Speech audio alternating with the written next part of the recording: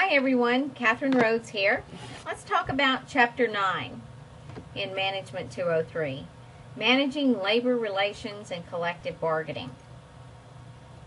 Many of us have had the opportunity to be exposed to unions. My grandmother was the secretary for the International Lady Garment Workers Union, and my grandfather actually belonged to the UMW, the United Mine Workers. Both of them strongly believed in unions, and the reason for that was because they believed in unity. They also experienced the fact that until they were a union member, they were taken advantage of by poor wages and non-existent benefits. So this chapter is going to talk about not only unionization from an aspect of what the pros and cons are, but we're going to talk about federal labor law as well as union drives in the election process and what happens during collective bargaining. The labor movement came about in the actual early 1900s when there were lots of robber barons, for no other better word, that took advantage of people who had to work for a living. And the factories, they usually worked 6 days a week, 12 hours a day. And Ford, the Ford Motor Company in Detroit, thought that he could make some difference. And so Henry Ford reviewed the current situations of the employees and decided that if he made some advancements, such as cutting hours and making sure people were of a certain age, that it would help productivity, and it did. And the labor movement grew not only out of that, but also the simple fact that people needed to have someone intervene on their behalf. Currently, about 12.4% of workers belong to a union, but about 40% of federal, state, and municipal public employees belong to unions. That could be a teachers union, it could be a firefighters union, it could be a police officers union, or it could be a white collar. A lot of federal government employees belong to white collar unions, whereas the majority of us are more acquainted with blue collar. But there was actually a slight increase in the union membership in 2008-2009. And the reason for that is because employees felt like that belonging to a union gives you clout. It gives you others who stand up for you. And the major reason for workers to organize is not wages and benefits, but typically what they perceive as employer unfairness. And the reason why is because they just don't feel like that they're being given that opportunity. So unions can give employees a sense of security, improved wages and hours, working conditions, and benefits, as well as a formalized grievance process. So organizations that don't have that need to look at that and see what they can do. Unions also can either be a closed shop, which means that unions can only hire, or you can only be hired if you're a union member. And I know you've seen some of the signs around here where it talks about not hiring union labor, hiring scab labor, or hiring or unfair labor practices. Or you can have a union shop where a company can hire non-union people, but as soon as they meet that qualification, then, or whatever, 90 days, then you have to join, or you no longer have a job. You can have an agency shop where everybody has to pay union dues, irregardless of whether you belong to the union. Or you can have a preferential shop where union members get preference in hiring, but the employer can still hire non-union members. The state of Tennessee is a right-to-work state, which means that you do not have to belong to a union. Even if the organization has a union, you make that decision yourself. But once you become a union member, then you have to pay the dues for the union. So the membership agreement, sometimes you have to have so many union members the at the organization for there to be a contract to be signed. So what does all that mean? Well, a union contract is basically a contract between the employer and the employees, and it stipulates wages, benefits, and conditions of work. So that is what unions want to be able to bargain for their employees. And the AFL-CIO is a combination of the American Federation of Labor and the Congress of Industrial Organizations. They used to be two separate organizations, and then they came together. And that's a voluntary federation of about 100 national and international labor unions in the United States. Well, until 1930, it was against the law to engage in collective bargaining. And there were a lot of strikes, but they were illegal, and there was a lot of violence involved with those. But in 1930, the labor law went through some real strong changes. There was encouragement for employees to be able to engage in union activity, and there was some regulation regarding union affairs. During that time, the Norris-LaGuardia Act in 1932 guaranteed each employee the right to bargain collectively, and it also limited the court's abilities to issue injunctions in regard to strikes or pickets. Then there was the National Labor Relations Act, or the Wagner Act, which banned certain unfair labor practices, such as hiring people or firing people for union activity. And it provided for the National Labor Relations Board, which is still in existence today, and it provides for secret ballot elections and majority rule. You have to win a union election by 50% plus one vote. That's all it takes.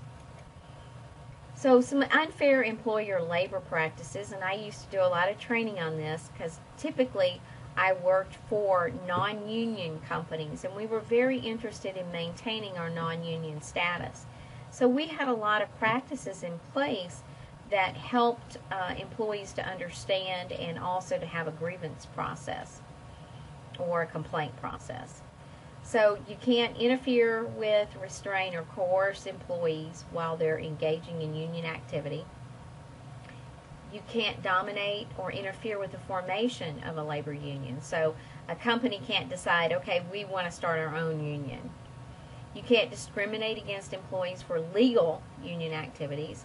You can't discharge or discriminate against employees simply because they file unfair labor practices, and you can't refuse to bargain collectively. Well, there's been some modification based upon that because some unions got very aggressive, and it prohibits unfair union labor practices. It enumerates the rights of union members and the rights of employers, and it allows the President of the United States to temporarily bar national emergency strikes. And the type of strikes that you typically have are when back in the Reagan days, when the air traffic controllers went on strike, and President Reagan at that time said wouldn't allow them to do that and barred them from a national strike, and they struck anyway, and so they got fired. And that's a pretty extreme route. But typically it has to do with transportation, that the President will step in and try to mitigate the circumstances. Well, you can't, as you go through this, there's some other things that have happened that basically says that the Landrum-Griffith Act was to protect union members from possible wrongdoing on the part of the unions. And it's a Bill of Rights. And what happened is that there were some very large unions that came about, and they used a lot of the pension funds for different purposes, primarily for lining their own pockets. So there was a lot of disgust from the employees, from the union members, and so that came about, and it's protected unions from that, or union members. Well, what happens during a union drive? And I don't know if anybody in here has gone through this, but basically what happens, and I worked for a company that right after I left went through a union drive. And it was because of unfairness, as well as they wanted increases in pay and benefits. But it was the unfairness and the attitudes of the owners, and that was part of the reason why I left, is because there were some things going on that I really did not agree with. But the first thing that happens is there's initial contact, and sometimes that can be a contact that an employee initiates, or it can be the union that initiates it. They then do a drive to get authorization cards signed. And in the event that 50% plus one sign the authorization card, the National Labor Relations Board can authorize the union right then. If they get 30% of the cards signed, then what can happen is they can go to a vote. But before you go to a vote, you have a hearing before the National Labor Relations Board, and they review the signatures on the card to make sure that they are correct and that you don't have bogus. They look at the list of employees and the signature cards, and then they authorize a campaign and an election. And during the campaign, the union can make certain speeches and can send out any kind of literature they want, but the employer can also have meetings and tell employees about what will happen in the event that a union is certified. And then there's an election, and the election is by secret ballot. So most of the information and most of the contact with the union happens off the job, because of course you can't do things unless you're on break or during lunchtime. And some unions have become very good at getting people who are union organizers to be hired by a company, and then they're there and they're able to start trying to organize the individuals. Well, nowadays, a lot of the unions have websites, and they use those websites to try to get in and make inroads with the individuals. So you have to look at that.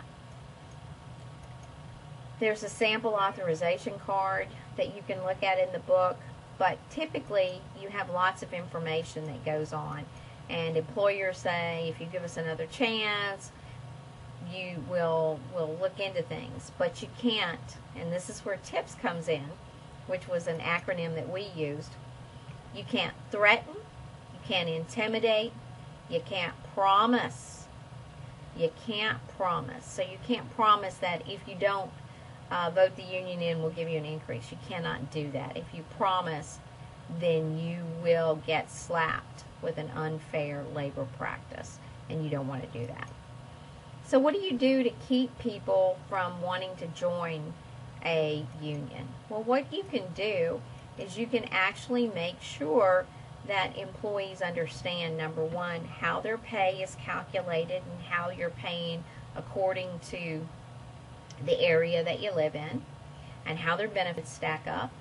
You can also make sure that in the event that something occurs, that you share information with employees, such as downturns in business or when bad times come. You can also make sure that they understand about the grievance policy, so that if they have an issue, that it's taken care of and that it's considered to be fair and reasonable. But then there are some times, and one of the companies that I worked in actually had a union, and then they went through decertification right before I went to work for them.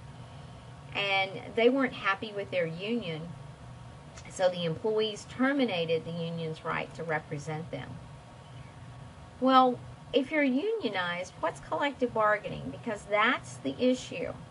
And both management and labor are required to bargain in good faith, and that means that you make reasonable efforts to arrive at an agreement. So you want to look at what is mandatory and what's voluntary, and then what's illegal. So when you're bargaining, you usually have a union group and you usually have a management group, and they sit down and they talk about, here's what I want, now here's what we can give, and then you reach a settlement, and then you sign that formal agreement, and it's a contract. In the event that you come to a disagreement and you can't get past that, you may want to get a mediator or an arbitrator. And a mediator helps to work both sides together until they come to a resolution.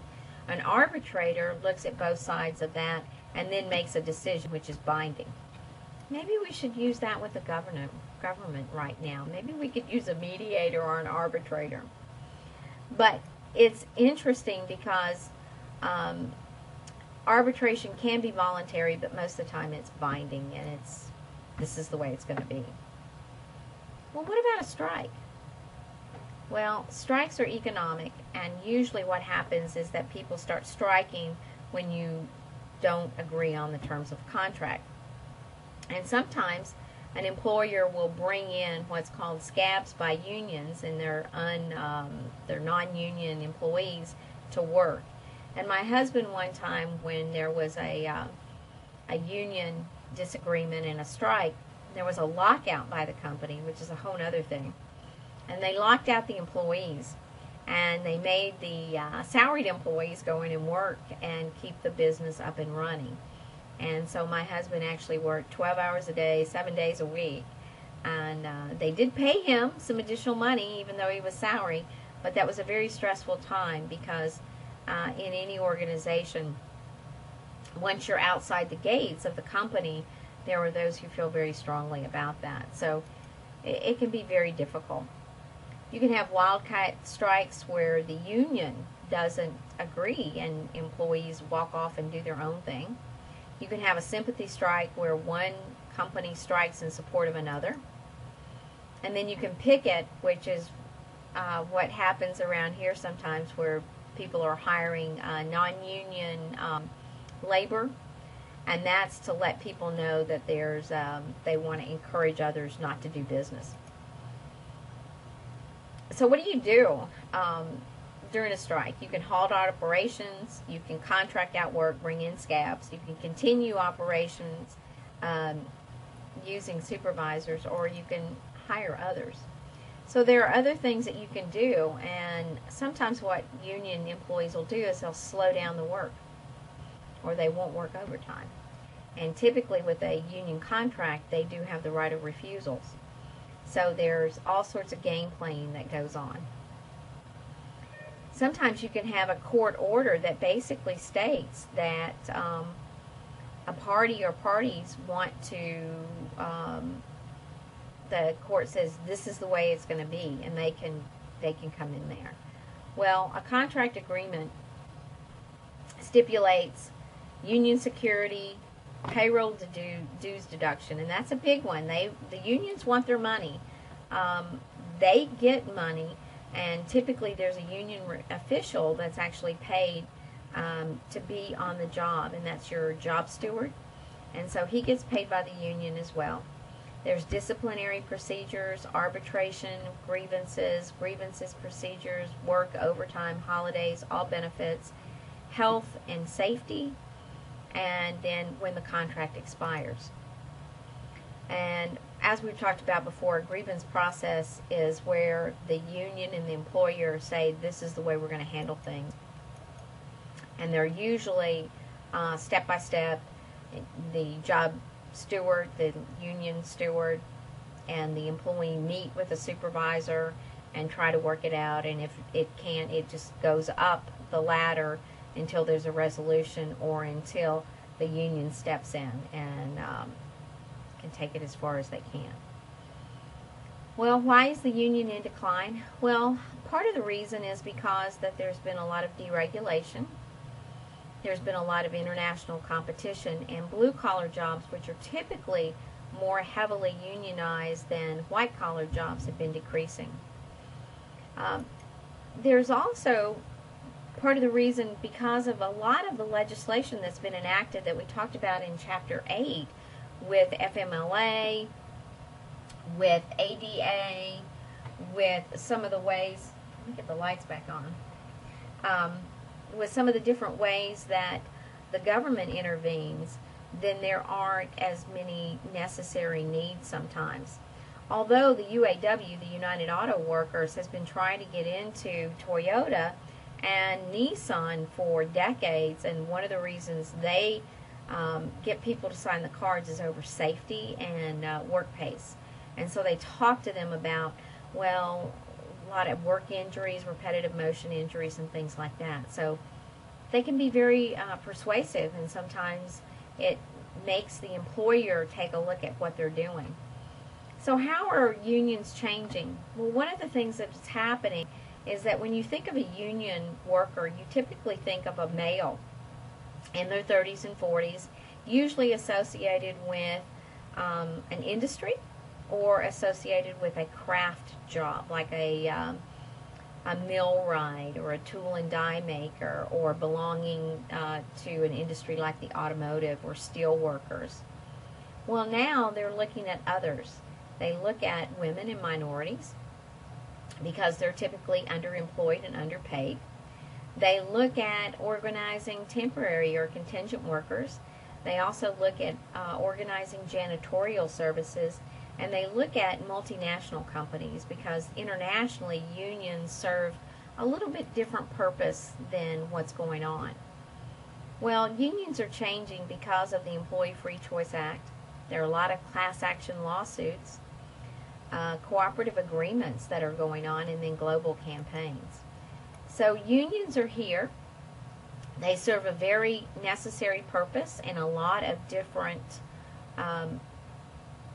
industries, and they have set the path for some of the legislation that's come about, such as FMLA and ADA. They kind of helped with that, and the Pay Act, they had a lot to do with that.